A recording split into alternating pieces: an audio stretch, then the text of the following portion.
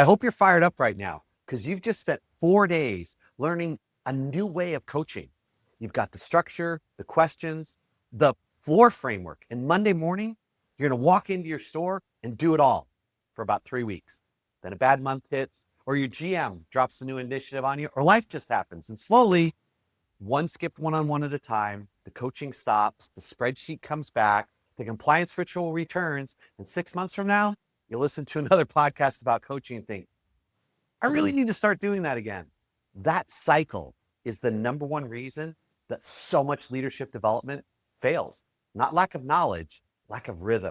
And today, I'm going to show you how to build a coaching practice that doesn't depend on your motivation, because motivation is the most unreliable fuel in all of leadership.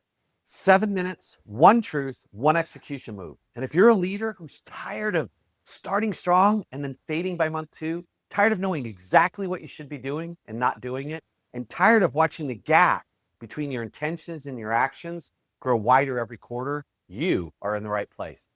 I'm Chris Hunsaker, and this is the Dealership War Room.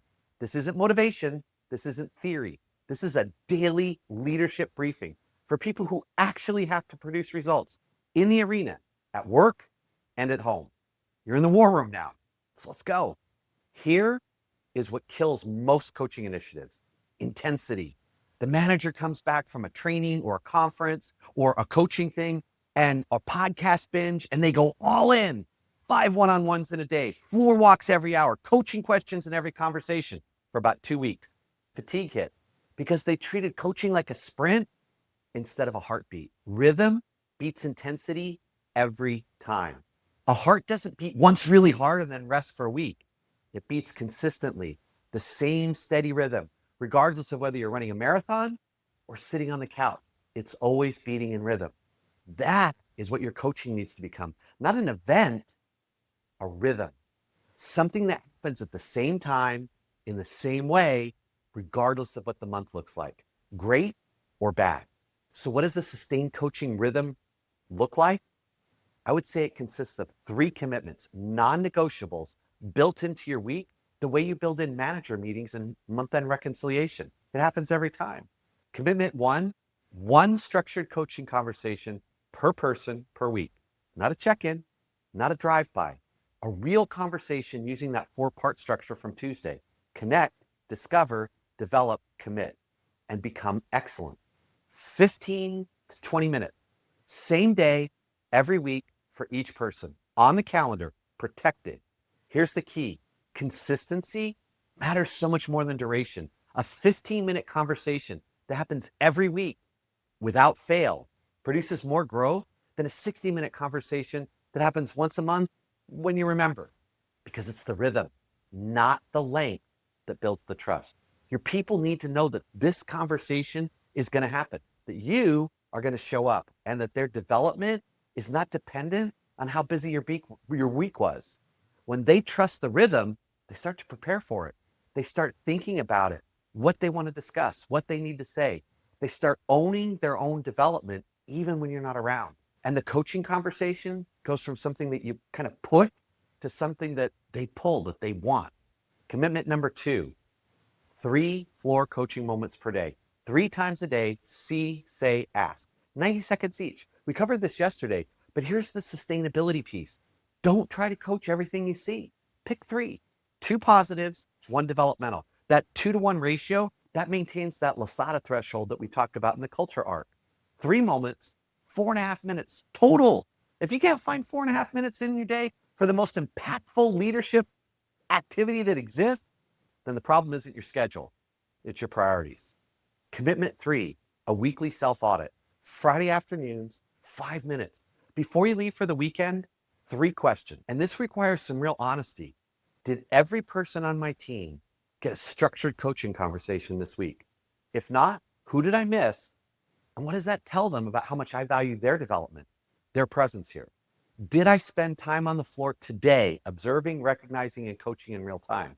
If not, where was I? And was it more important than being present with my team? Third, am I coaching, or have I slipped back into managing tasks? Because the drift is real, it's subtle. And without a weekly checkpoint, you won't see it until you're back in the compliance ritual, wondering what happened.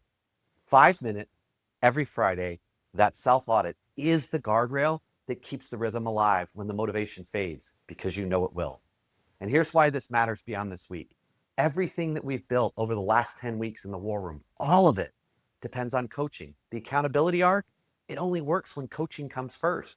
Without coaching, accountability is simply punishment. We covered that in episode 301. The Gen Z arc, they want mentorship, not management. And coaching is one of the ways you deliver exactly what they're asking for. And we covered that in depth in episode 308. The culture arc, culture is built in daily interactions, the signals that you send, the moments that you notice, the conversations that you pause to have. Coaching is the mechanism that makes culture intentional, real. And we covered that deep in episode 311. Coaching isn't one more thing that you add to your job or put on your plate. It's the skill that activates every other skill that you've learned in this series. And without a rhythm, all those skills sit in a notebook collecting dust, and they don't show up as results on your financial sheet. So here's today's execution move. I call this the rhythm blueprint. Before you leave today, build your coaching calendar for next week. First, block 15 to 20 minutes per person for a structured coaching conversation.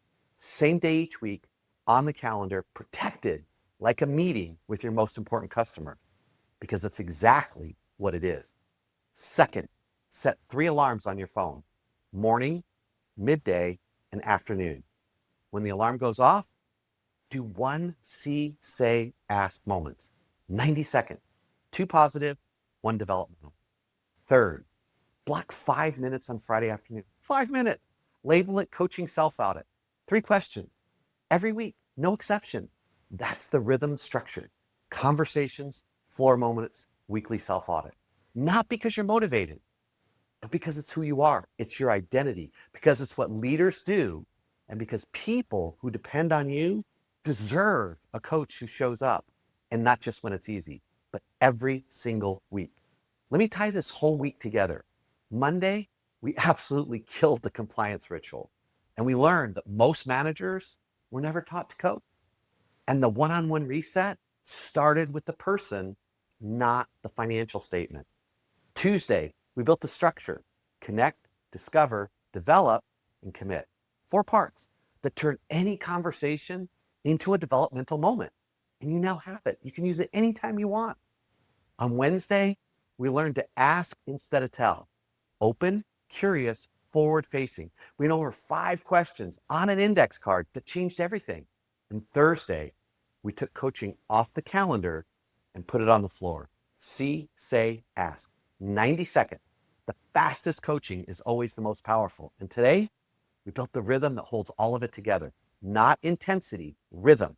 The heartbeat that keeps coaching alive long after the motivation fades for you and me and everyone else. If this week has given you a coaching skill set that you didn't have before, then use it. And I want you to ask to do 2 things. First, I invite you to go to chrishunsinger.com. Get the book, explore what we're building, because coaching is the foundation of everything I teach. And what we covered this week is the starting line, not the finish. It's where you begin to build your rhythm and your excellence. Second, if this week's art hit home for you, then please share it. Send it to someone. Episodes 316 through 320, that full coaching art from compliance ritual all the way to the rhythm blueprint. It might be the week that transforms how they lead forever. Because here's what I've discovered. Elite leaders don't coach when they feel like it.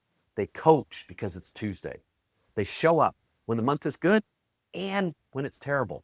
They ask questions when it's easy and when it's hard. And they build rhythm so consistent, so steady, so reliable that people around them stop wondering whether they'll be coached, and they start expecting it. And that is when everything changes. That's the kind of leader you're becoming here in the war room. So I want you to go out, have an incredible weekend, create some leadership fire at work, and then bring it into your home. And I will see you Monday in the Dealership War Room.